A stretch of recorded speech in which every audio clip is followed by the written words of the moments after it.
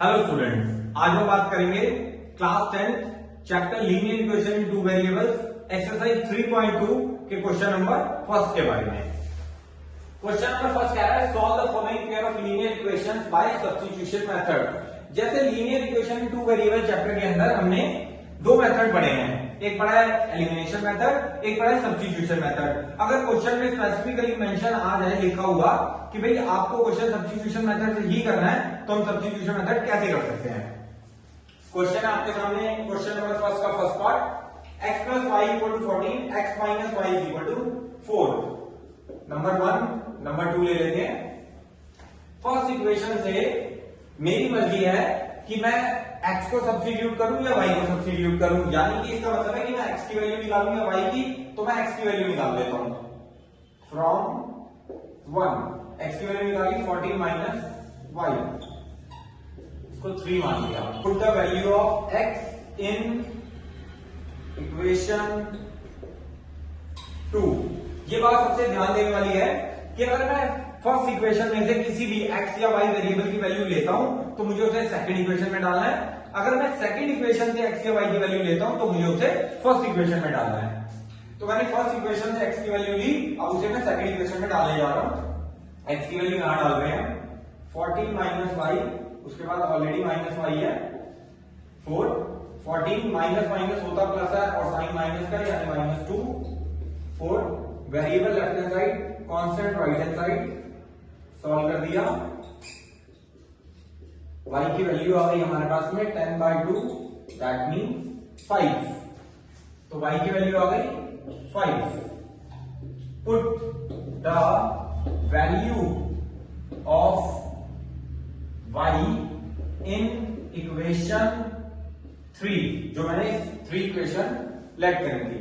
तो x equal to 14 minus y की value है 5, तो x की वैल्यू आ गई 9। तो दो आंसर आ गए मेरे, यानी कि x की वैल्यू आ गई 9 और y की वैल्यू आ गई 5। Second question, s minus t equal to 3, s by 3 plus t by 2 equal to 6।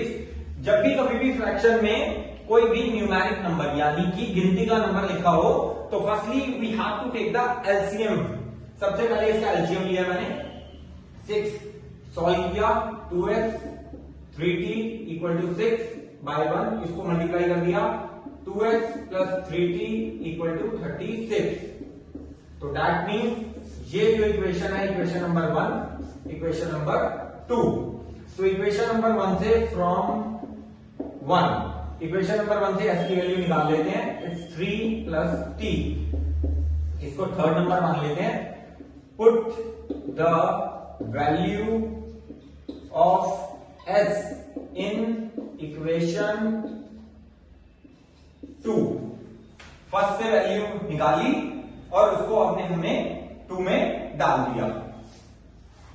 3 plus t plus 3t equal to 36, इसको सॉल्व किया 6 plus 2t plus 3t equal to 36, 5t equal to 36 minus 6, 5t equal to 30, t equal to 30 by 5, यानी कि t की value आ गई 6। From third number हमने माना था, इक्वेशन जनरेट की थी हमने थर्ड नंबर, t की वैल्यू वहां डाल दी 3 प्लस 6, s की वैल्यू आ गई 9। तो by the use of the substitution method हमारी t की वैल्यू आ गई 6 और s की वैल्यू आ गई 9। थर्ड पार्ट क्या है, जैसे कि हमने सब्स्टिट्यूशन मेथड से इस क्वेश्चन को सॉल्व करना है, ये मेंशन होगा हमेशा क्वेश्चन के अंदर कि कौन से मेथड से करना है। अगर कुछ भी मेंशन नहीं है तो ये हमारी मर्जी है कि हम कौन से मेथड का यूज कर सकते हैं, एलिमिनेशन या सब्स्टिट्यूशन। तो क्वेश्चन के अंदर जैसे कि गिवन है, तो हमें इस क्वेश्चन के अंदर पहले इसको चेक करना चाहिए हमें कि इसके अंदर कौन सी कंडीशन लग रही है कि ये, क्योंकि जो इंटरसेक्टिंग सॉल्यूशन होता है हमेशा वही सॉल्व होता है। जो पैरेलल लाइन का सॉल्यूशन है यानी कि नो सॉल्यूशन है या फिर इनफाइनाइट मैनी सॉल्यूशन है, वो सॉल्व ही नहीं हो सकते कभी भी। तो पहले चेक करते हैं क्या ये इंटरसेक्टिंग है या नहीं है। a1 upon a2, b1 upon b2, c1 upon c2, ये कंडीशन लगाते हैं। a1 upon a2, b1 upon b2, c1 upon c2। Solve किया 1/3 equal to 1/3 equal to 1/3. So no value of x and y are possible. दोनों में से कोई भी value possible नहीं है क्योंकि ये इनफाइनाइट मैनी सॉल्यूशन है. सिर्फ और सिर्फ इंटरसेक्टिंग, जब दो लाइन इंटरसेक्ट करती हैं तभी पॉइंट जनरेट होते हैं एक्स और वाई के. मैं लाइव आपको दिखाता भी हूं. इसको सॉल्व करके देखते हैं. 3x minus y equal to 3, 9x minus 3y equal to 9. इसको 1 माना, इसको 2 माना. सब्स्टिट्यूशन मेथड से सॉल्व कर रहे हैं. देखो जी, यहां से वैल्यू निकालिए x की. From 1 3x equal to 3 plus y. x की वैल्यू आ गई 3 प्लस y बाय 3 मान लिया. Put the value of x in equation 2 equation में वैल्यू डाले जा रहा हूं. तो देखिए अब क्या होता है. कैंसिल आउट किया. 3 plus y minus 3y equal to 9. 9 plus 3y minus 3y equal to 9. इससे ये कट गया. 9 से 9 0 equal to 0. That means solution can't be possible. We are not able to find the value of x and y in the case of infinite many solution. अगर जो हमने equation लगाई है, मतलब जो हमें इक्वेशन गिवन है, अगर कोई इनफाइनाइट मैनी सॉल्यूशन या नो सॉल्यूशन भी होती है तो कभी भी वो सॉल्व नहीं होता. तो आइए सेकंड क्वेश्चन की तरफ चलते हैं. जब भी हमारा डेसिमल लगा हो और सिमिलर में लगा है, पॉइंट के बाद में एक टर्म, पॉइंट के बाद में एक टर्म, पॉइंट के बाद में एक टर्म, तो ज्यादातर में करना क्या चाहिए. सबसे पहले तो आप डेसिमल रिमूव कर लो. सबसे बढ़िया बात है ये. तो डेसिमल रिमूव करते हैं. 2/10x, 3/10y, 13/10. एलसीएम ले लिया. 2x plus 3y equal to 13/10. Cancel.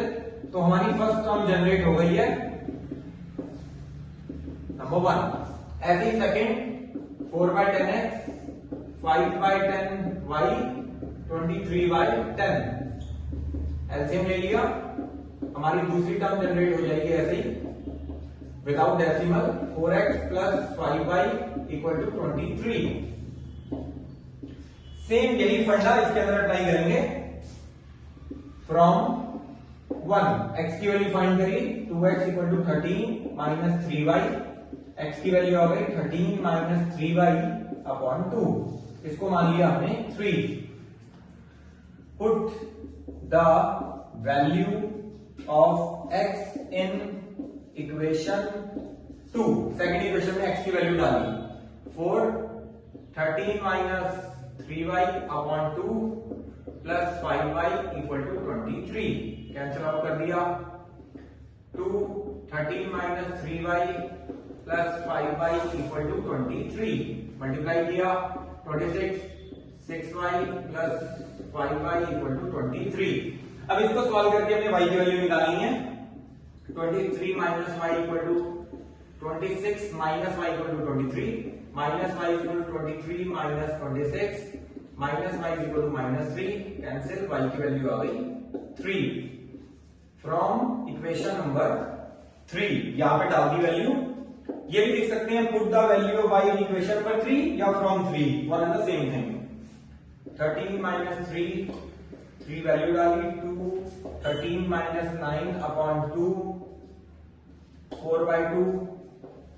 So the value of x is 2. तो हमारी यहां पे दोनों वैल्यू आ चुकी हैं.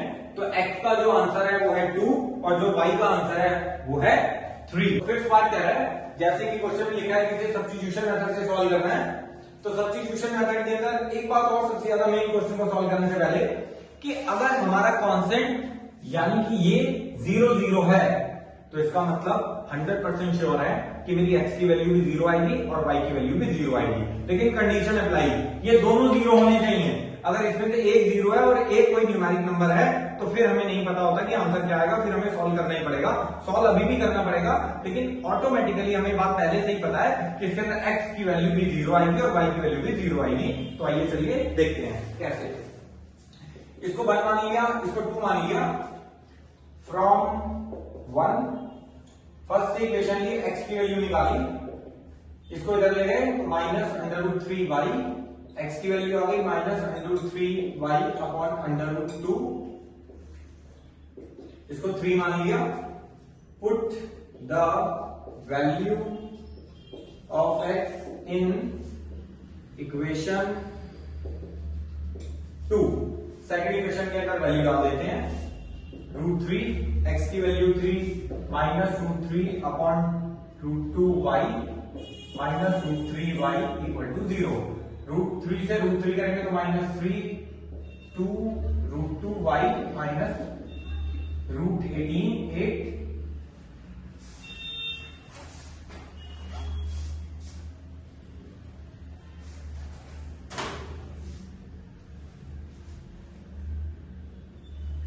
इसको मल्टीप्लाई किया, -3 √2y minus √8y equal to 0। Take the LCM, √2 minus 3y √16 equal to 0, -3y, 16 का root -4y equal to 0, -7y equal to 0। So the value of y is 0/-7, that means 0। तो y की value हमारी आ गई 0 from 3 से हमने लिया, यहां पे वैल्यू डाली, x equal to -√3 into y की वैल्यू 0 अपॉन √2, किसी भी टर्म को 0 से मल्टीप्लाई करेंगे तो 0 बाय समथिंग इज ऑल्सो 0। तो x की वैल्यू भी हमारी 0 आ गई और y की वैल्यू भी हमारी 0 आ गई। क्वेश्चन नंबर 6, जैसे मैंने पहले की वीडियो के अंदर बात बताई है कि अगर हमें कभी भी फ्रैक्शन में टर्म दी हो तो हमें पहले उसका एलसीएम लेना चाहिए। तो 2 टर्म है, इसका एलसीएम ले लिया हमने, 6 9x minus 10y equal to -2, यानी 9x minus 10y equal to -12। ये हमारी ये इक्वेशन आ गई। यहां पे भी इसका एलसीएम ले लिया 6, 2x plus 3y equal to 13 upon 6, 6 से 6 cancel, 2x plus 3y equal to 13। ये हमारी सेकेंड इक्वेशन आ गई है। सेम फ्रॉम 1, यहां से हमने x की वैल्यू निकाली, -12 प्लस 10y, x की वैल्यू हो गई -12 प्लस 10y अपॉन 9। इसको मान लिया 3, put the value of x in equation 2। इस इक्वेशन के हमने यहां x की वैल्यू डाली है, x की वैल्यू है -12 plus 10y upon 9, 3y equal to 13। 2 को मल्टीप्लाई कर दिया, -24 20y upon 9, 3y equal to 13। LCM ले लिया, -24 20y 27y इक्वल टू 13। इसको ऐसे ही सॉल्व करा हमने, -24 प्लस 47y, 13 को 9 से मल्टीप्लाई किया, 13 multiply by 9 is 117, 47y equal to 117 plus 24, add कर दिया इसमें 24, 141, 47y equal to y is equal to 141 upon 47। 141 divide by 47 करेंगे, देन यू विल गेट 3। तो y की वैल्यू आ गई 3।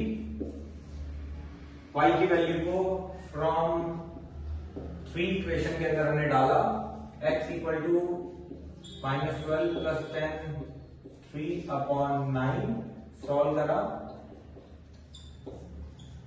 इट्स 18/9 2।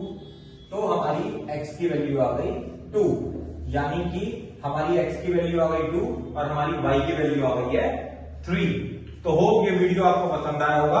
अगर ये वीडियो आपको पसंद आया है तो इसे लाइक, शेयर और सब्सक्राइब जरूर कर दीजिएगा। मिलते हैं नेक्स्ट वीडियो के अंदर। Thank you.